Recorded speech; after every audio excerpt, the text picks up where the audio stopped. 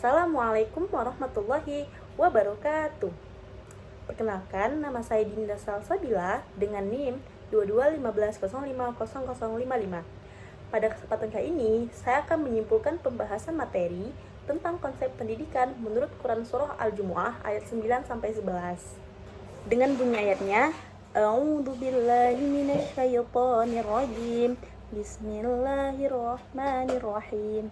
Ya ayyuhalladzina amanu idza nudiya lis-salati min yaumil jumu'ati fas'au ila dzikrillahi wa dzarul bai'. Dzalikum khairul lakum in kuntum ta'lamun.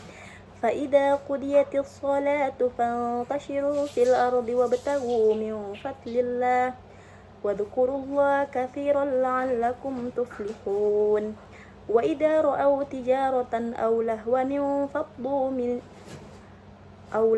انفضوا إليها وتركوك قائما قل ما عند الله خير من اللهو ومن التجارة والله خير الرازقين Sadaqallahul Azim. Adapun penafsiran dari 3 kitab tafsir, yang pertama dalam tafsir Ibnu Katsir. Beliau menjelaskan bahwasanya ayat 9 merupakan perintah bagi kaum mukmin untuk memenuhi panggilan sholat Jumat ketika azan berkumandang.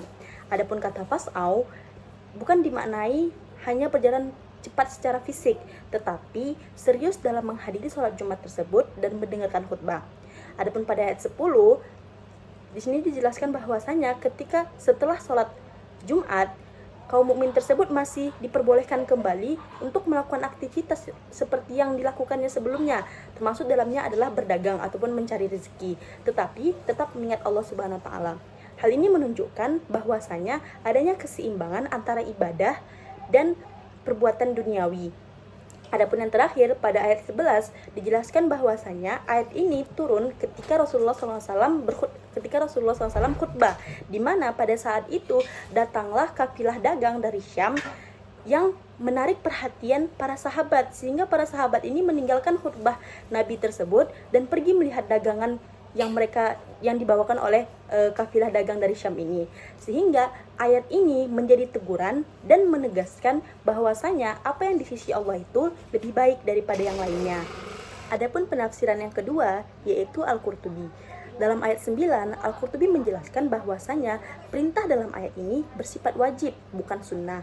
Adapun kata fas'au di sini dimaknai sebagai kewajiban menghadiri sholat Jumat.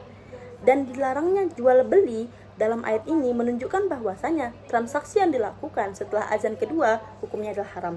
Adapun pada ayat 10 dijelaskan bahwasanya setelah sholat Jumat, umat Islam diperbolehkan kembali untuk melakukan aktivitas duniawinya. Sehingga ini menunjukkan bahwasanya Islam tidak melarang umatnya untuk bekerja ataupun mencari rezeki setelah melaksanakan kewajiban ibadahnya.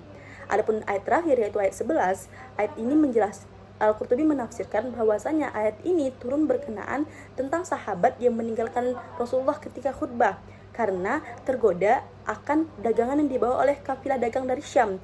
Sehingga ayat ini menunjukkan bahwasanya keimanan harus lebih kuat daripada godaan duniawi. Adapun penafsiran yang terakhir yaitu dari Asy-Syaukani. Asy-Syaukani menafsirkan bahwa ayat 9 yaitu tentang seruan yang ini yaitu bersifat wajib bagi kaum laki-laki yang sudah memenuhi syarat sholat Jumat. Adapun larangan jual beli dalam ayat ini menunjukkan hal yang bersifat mutlak dan dianggap batal. Pada ayat 10, Asy-Syaukani menafsirkan bahwasanya Allah tidak melarang manusia untuk bekerja setelah melaksanakan sholat, yaitu ataupun kewajiban sholat. Hal ini menunjukkan adanya keseimbangan antara ibadah dan usaha mencari rezeki. Dan tetapi mereka tetap diperintahkan juga untuk selalu mengingat Allah. Yang terakhir pada ayat 11.